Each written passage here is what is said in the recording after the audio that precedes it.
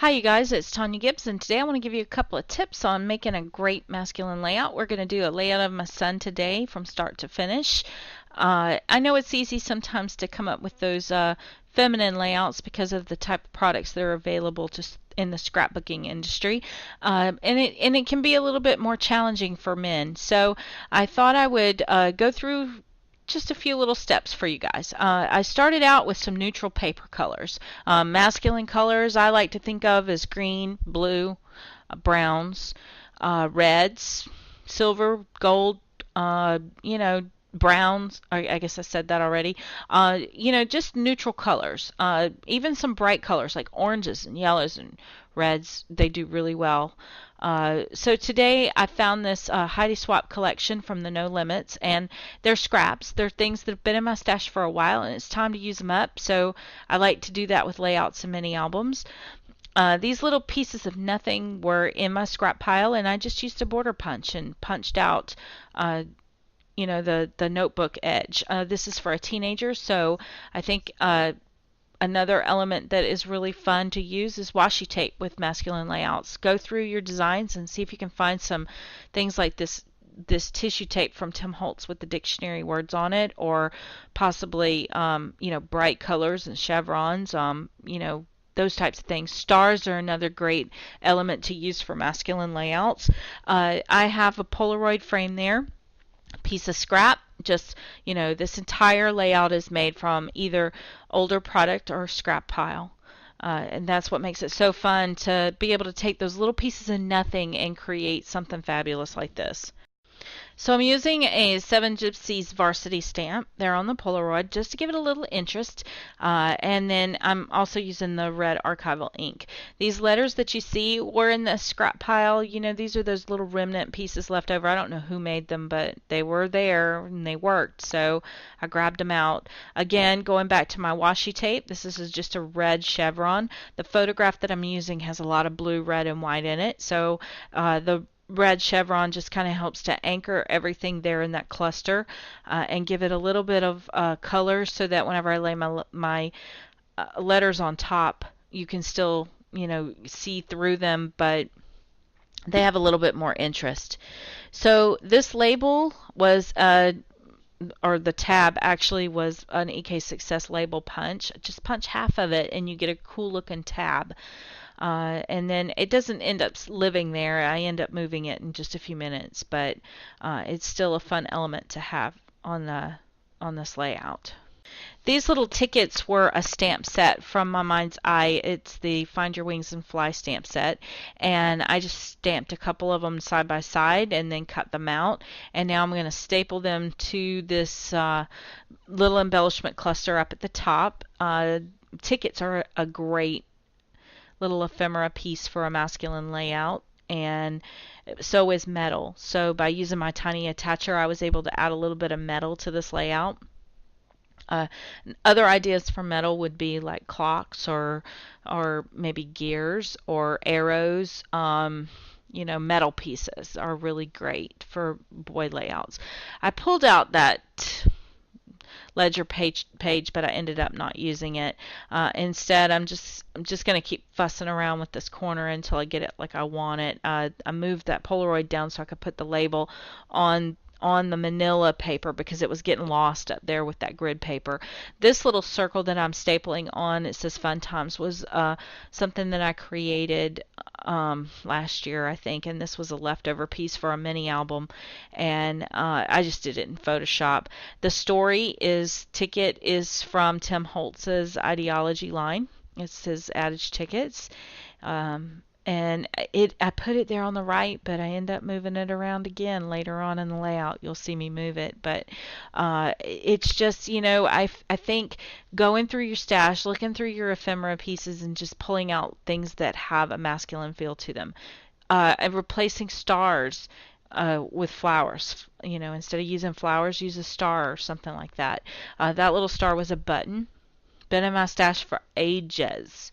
So now I'm going to pull out a few more scraps from this paper line and repeat what's going on up at the top. I'm going to repeat it down here in the bottom, and that's going to give me my title cluster. So I had a little piece of that scrap with the stars on it, and I decided to use the back side because it has a nice tan color, and I just ripped it. Um, I think sometimes if you keep things kind of grungy for boy layouts, it helps. So ripping and tearing and inking and distressing and curling, all those things will help to give your layouts a little more of a masculine feel. This stamp is from Seven Gypsies. It's a day to remember numbers, and I'm going to just stamp it right there on that brown piece of paper. Being very careful not to get the ink on the numbers. I just want the title, and that's going to be the title of my layout. It's subtle, but it's there. There's a lot of little subtitles all over the place on this layout, so I didn't want anything that would really take away from it. These little tickets are from Echo Park's Note to Self paper collection. I usually take a look around, and if I find a 6x6 pad that has some really nice masculine elements to it that can be fussy cut, I generally buy it because they're great for ephemera pieces, just absolutely great, and they fill in the little tiniest spots. That stamp that says today is from My Mind's Eye. It's from the Fun Day collection, and that's a label stamp that I have. I'm not sure who makes it, but what I typically do is I'll take my scrap pile into the living room when we're watching a movie, and I just stamp out a bunch of these little pieces like this. I have my stamps organized so that they're great for, you know, little layering pieces, and then I just sit there and fussy cut them out, and then I store them in those iris containers I was telling you about earlier. Again, I stapled that today down. That adds that little bit of metal down in that bottom corner. The star button is going to end up living up there at the top by that finishing out that little cluster and filling in that little gap there under the tickets. And the star, since it's the same color as the stars in the paper, just sort of acts as an anchor to anchor that cluster down, but it also helps to draw and lift that paper back up to the top and give it a little more prominence. So now I'm taking the Paddington stamp in the white ink, and I'm stamping it all around. And I'm also going to grab out that new Tim Holtz Frameworks die, the chevron. And I just cut a piece of red scrap paper out and put it there on the right, and then added my little story ticket on top of that. I end up moving that around too, but let's go ahead and just staple it down while we're at it. And it's really, I left all of these little insignificant things in here because I want you to see that I move things around too. I really do. So these little chevron pieces are the negative pieces from the die cut from Tim Holtz, and I'm just trying to find a place for them here on this layout because I'm afraid that if I don't use them here, I will end up storing them for life. You guys know how I am. But the chevron pattern repeats the pattern that's in the washi tape. And again, I think it's very important that you repeat the same patterns over again in your layout. So we have the stars, they're going to get repeated later on. The chevrons are repeated from the washi tape, the die cut on the right, and then they're now being used as arrows to lead your eye back down to where the title is. I'm just going to try and find placement for the So I'm going to look for a placement for that one little last piece, and I end up putting it with those others there that are pointing downwards. Notice that my chevrons are actually going from the right. They're under the title there, KHS, and then now they're leading your eye back down to the embellishment cluster at the bottom. I'm using those chevrons as arrows. I'm going to go back to my scrap pile and pull out another piece of that star paper and place it right there over the top of that manila folder. There was just too much manila showing. And I think that by adding this extra piece of star paper here next to the Polaroid, it sort of helps to finish off that star pattern on the left as well as the right, and just helps your eye see that the stars are are part are a big part of the iconic imagery in this layout. So now I have a roller stamp and I'm going to stamp a label. The label that I'm using is actually a Cameo print and cut file that I found on a lady's blog, and I pinned it. So if you're interested in it, go check out my Pinterest boards. It's under the Cameo board. This is a great one to have because it has a bunch of label patterns and different colors and different sizes. So I highly recommend it. And I just stamped that date on there. I'm going to glue it up there at the top. I was out of frame a little bit, but I move it down in just a second and you'll be able to see what I did with it. And then I'm going to take the other half of that label and tuck it into that cluster that's down there at the bottom. I firmly believe that when you're doing these types of layouts and you have lots of these little pieces laying around, use them on that layout and get rid of them. Don't store them, don't trash them. I just really like to use them.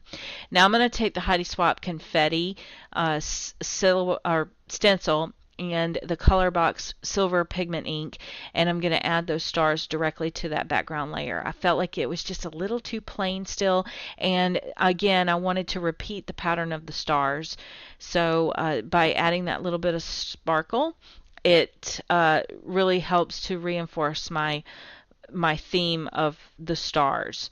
And again, the silver just really pops. I'm going to do the diagonal again in the top right hand corner, working my way down to the left hand corner, and I'm just going to stay around those little chevron pieces just to kind of add your eye to like the stars are falling and like confetti.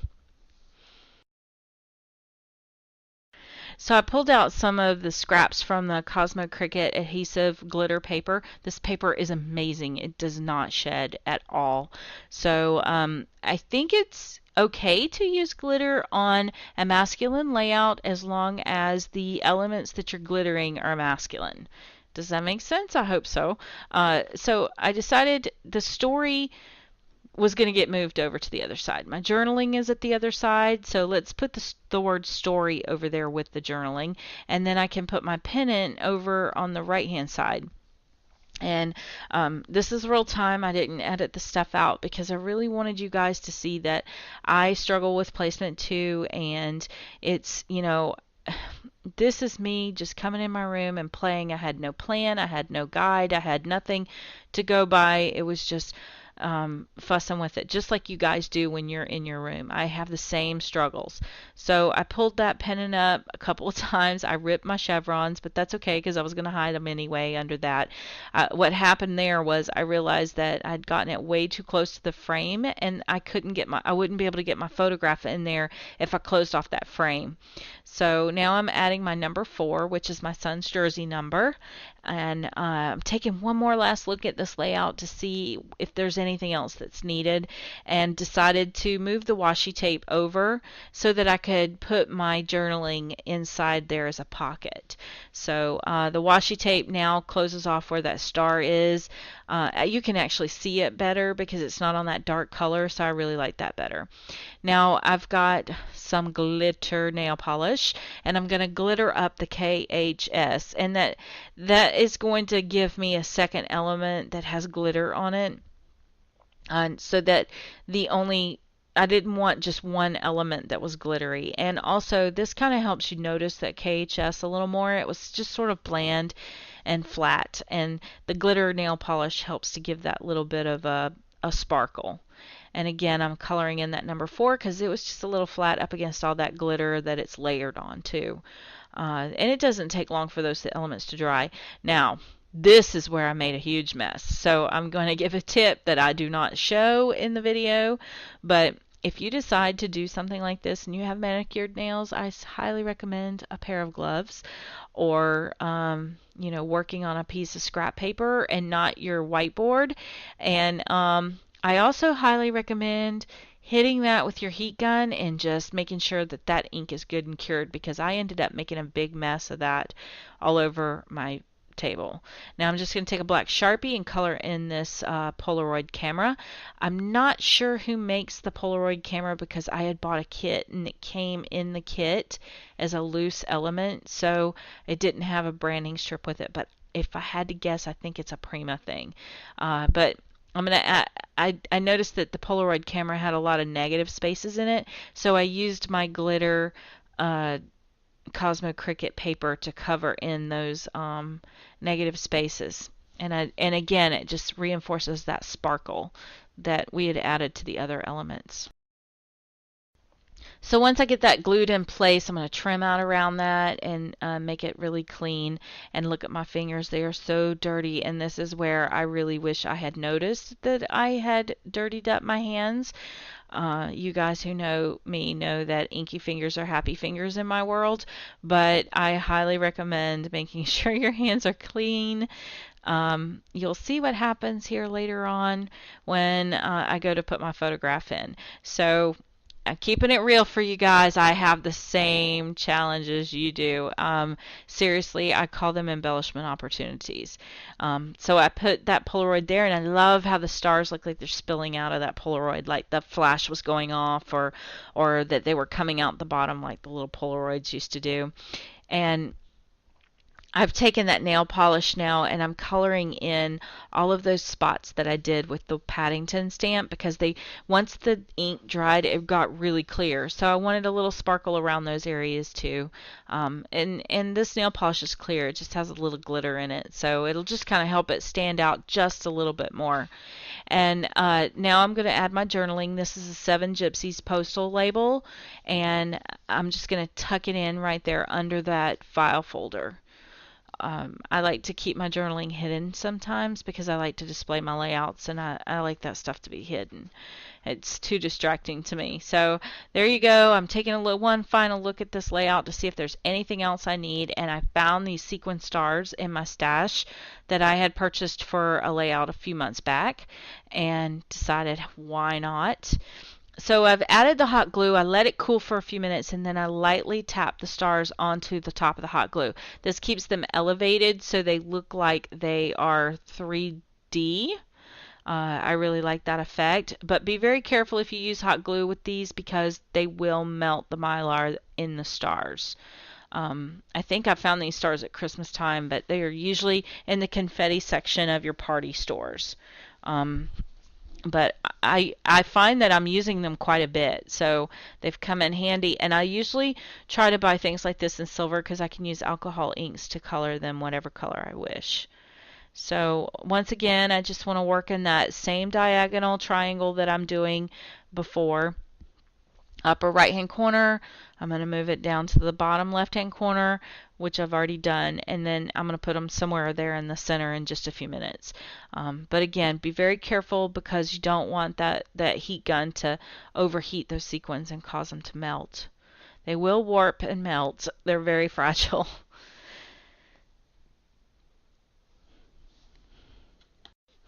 So I am the sports photographer for our local newspaper, so I do have a sideline view for the football games, which I feel very fortunate to have.